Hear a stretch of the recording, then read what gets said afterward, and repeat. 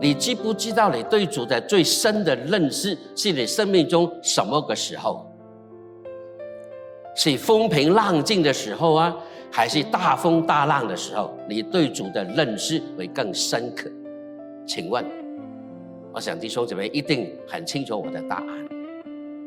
在一帆风顺的时候，你对主的认识是平淡无奇的，人去敬拜你就敬拜，很普通而已，一个例行公事的基督徒。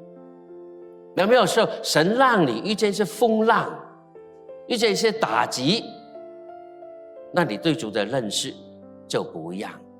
有没有可能啊？你问问你自己，对主更清楚更深的认识，更紧紧要求他亲近他是什么时候？